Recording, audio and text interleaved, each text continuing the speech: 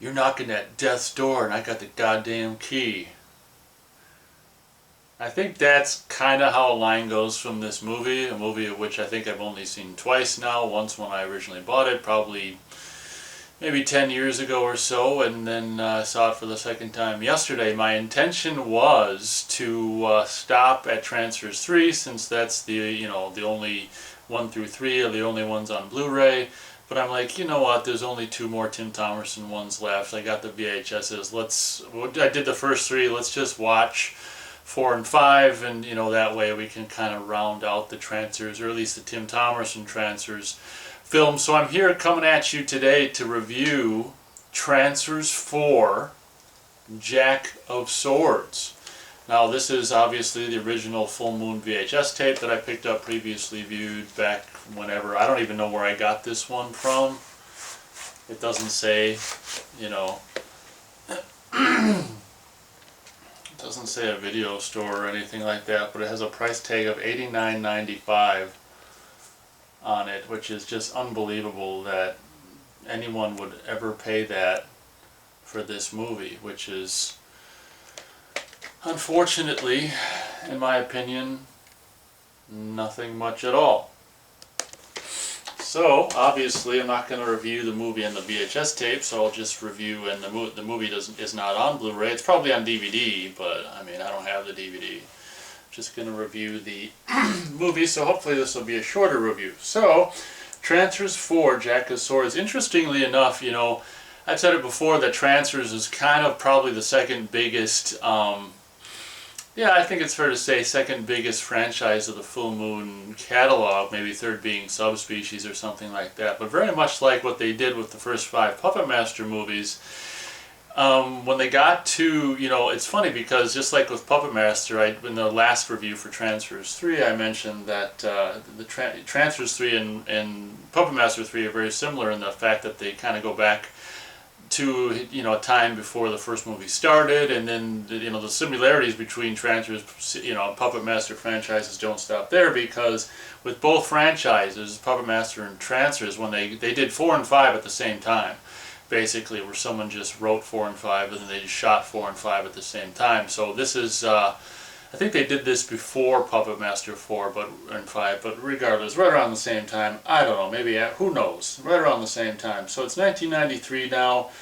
Full Moon, obviously the last Trancers movie was 3, which featured, like I said in that review, a little bit of Helen Hunt, and by this time Megan Ward. By this time Helen Hunt is on to other things. I think Megan Ward was actually doing a series herself by the name of Class of 1996. I believe she was doing her own series at the time. So poor Tim Thomerson is kind of left in the dust. So what this is, I would call the first 3 Trancers, which are coincidentally all 3 on Blu-ray now, kind of just a nice, nifty little trilogy. I mean, I think you might as well just end it after the end of Trancers 3, because what they do with 4, and presumably, well, since 5 is the same thing, I haven't rewatched it yet, is they just take a completely different left turn. They were probably over already in Romania filming like Subspecies 2 and 3, so that's probably why they went this basically time travel back into the medieval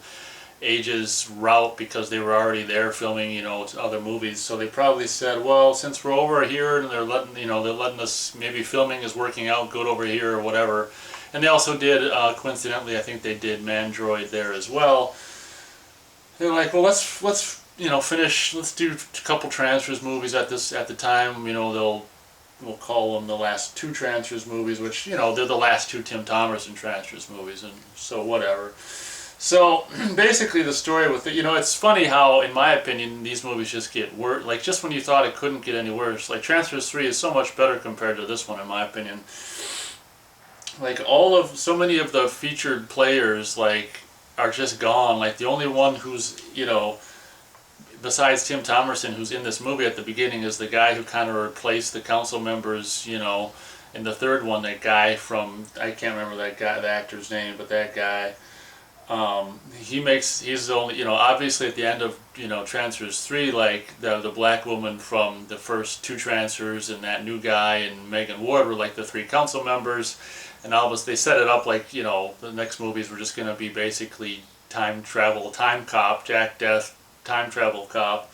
And that's how this movie starts. Basically, you know, there's no Black woman or Megan Ward to be seen, but this guy, the movie starts with Jack Death coming back through time, he's basically time cop at the beginning of this movie, coming back in his little time machine from doing something or whatever. I don't know how, you know, Jack Death became time cop, but I think at the beginning of this movie, he had basically gotten rid of all the Trancers, which is kind of weird. Basically, long story short, you know, oh, and then they're like, oh, well, where's Shark, which is the character that R.A. Mahilov played in 3, with that kind of not so great looking, you know, pullover mask thing he wore.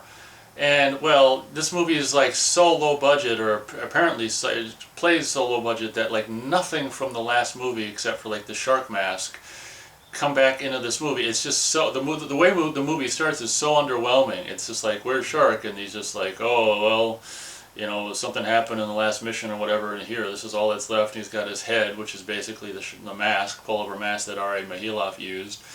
And he's like, oh, make this out of, you know, can make a lamp out of this or whatever. Some of the humor in this movie is kind of funny. It's pretty much the only thing that's got going for this movie. There's a shot where then he goes to a bar, tried to pick up on this woman, and didn't work out, and he's like, then he ends the night with, or ends that scene, or cuts to a scene where he's like got his gun in bed and he's getting ready, and he pulls the, you know, the chain on the light that is now the shark character's head, and it's just like, oh my god. And the next day he's gonna get sent, obviously, into, can't remember if it's a future or past or whatever, to fix some other time cop thing he's now doing.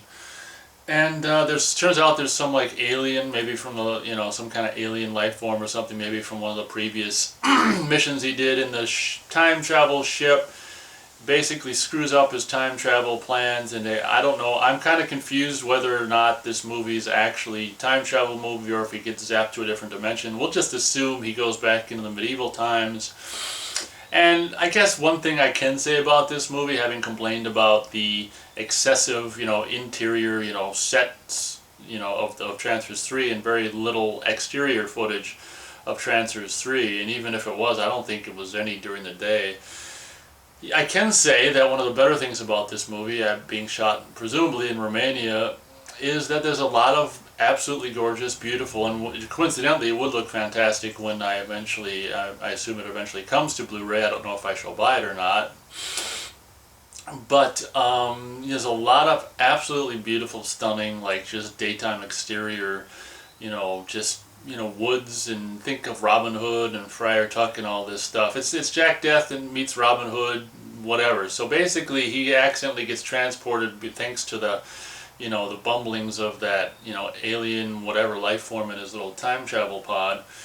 Gets accidentally sent back to, we're just going to assume, is the medieval times, basically, where it's kind of cool, kind of dumb, because I thought that we saw who created Trancers in Trancers 3, that military guy. But turns out maybe in the medieval times, maybe, you know, what basically appears is like these half-vamp, it is kind of like vampsers or trance vamps or trampires, you know, vampsers or trampires, basically, you know, vampires slash trancers or the other way around. Kind of like basically Trancer, you know, Jack Death conveniently comes across these, you know, basically the nobility or the people, you know, like the bigwigs, the guy who lives in the castle and all this shit, are basically, you know, Trancers or whatever. It's my understanding anyway. These movies, for whatever reason, I'm finding it hard to follow, probably because they're just nonsensical, and like I said before in these Trancer reviews, any plot, you know, if there is any, that is, you know, does take place in these movies is merely spoken, and I'm not really good at, you know, understanding on, you know, on maybe one viewing anyway, maybe if I saw it over and over, I'm not good at understanding plots by merely being spoken. I like to see plots happen and unfold in front of me.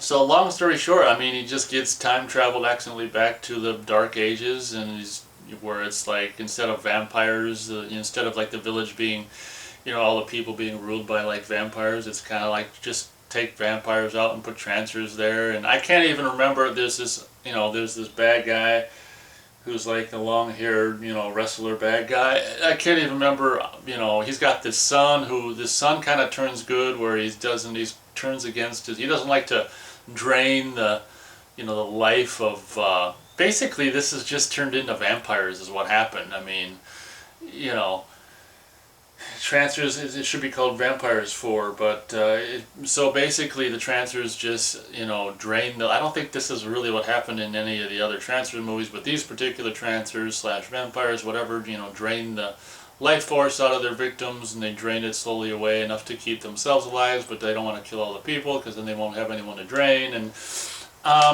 beyond that, I can't recall or recollect any kind of a plot. Obviously, this bad guy is bad and wants his son to follow in his footsteps, and his son kind of doesn't like draining innocent people apparently. And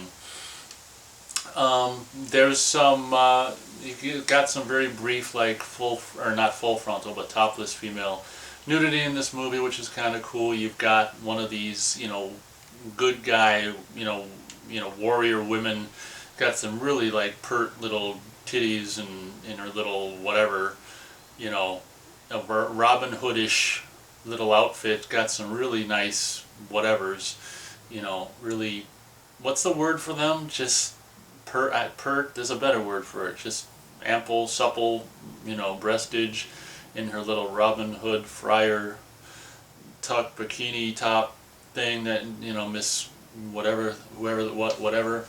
I mean, there's some kind of, attractive women in this. Oh gosh, I mean, oh, before I end the review, let me say that Jack Death is in a very, like I say, the movie starts so underwhelming. It's just shot in, the wonderful sets that we got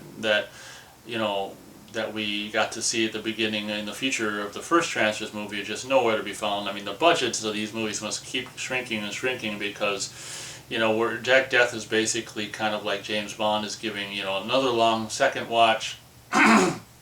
And the stupid gun, none of which actually works when he needs it. It's funny because I watched this thing last night, and she's like, yeah, this long second watch is indefinite. It recharges, and you can use it indefinitely, because originally the other one you could only use once, so you'd have to save it for that moment that really mattered. And when she said that, I'm like, well, why wouldn't he just long second, his whole life then, like,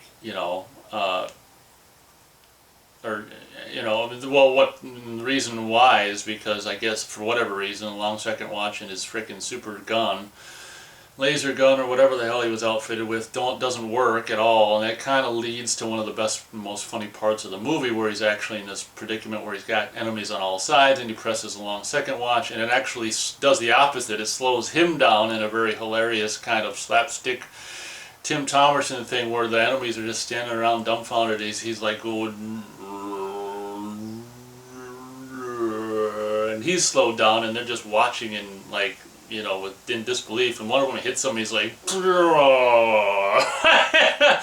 so that's probably the best part of the movie, and is rather kind of, I don't know if I'd say ingeniously funny, but fantastically funny, and almost like, yeah, it's like, well, if I didn't know the movie was this humorous, because if it was, why can't it be this humorous more often, So at the end of the day, obviously this movie, very much like with the second or the fourth Puppet Master movie and the second, Matrix movie, this movie ends very open-ended because they're making the one that follows at the same time. So, the bad guy basically just zaps away into oblivion at the end of the movie. Obviously he's going to return for 5 because it said that in the video zone that I watched. Obviously this tape features the whole video zone because it's the original VHS tape from when it came out. So 1 star out of 4 for, I don't even know why I'm giving it that, I guess just because of Tim Thomerson. 1 star out of 4 for Trancers, 4 Jack of Swords. I guess the scenery is, and obviously not only the scenery in both aspects being, just what I presume to be Romania exteriors, just beautiful forests, and also the scenery in regards to, young female scenery. Like I say, a few seconds of some topless chick who's basically being sucked dry by one of these, vampers or trance transpires. So then a couple other relatively attractive women, you know, with ample bosoms and stuff like that that are bouncing around and stuff. So yeah, I can't really, I guess I'd probably buy this on Blu-ray if it's got a Tim Thomerson commentary. I mean, obviously the exterior day stuff would look absolutely gorgeous on Blu-ray. But I'm not gonna, you know, should it come out on Blu-ray, which I assume it's gonna do, I'm not gonna, you know, race to the, I might not even get it at all, because it's just so whatever. So I'm kind of, I don't know, within the next couple days or whatever, I imagine I'll complete the Tim Thomerson Trancers series and watch, you know, dig out the VHS of 5, which is eagerly waiting my attention, and finish this up and obviously come back to review Trancers 5. But Trancers 4, it's just, you know, and the funny thing is, just like with Trancers 3, it's not very long. It's like 74 minutes, and it's probably like, when you cut the credits out, that's probably like, just like with Trancers 3, it's like 68 minutes probably, or 67 minutes of actual movie running time. It seems like twice that.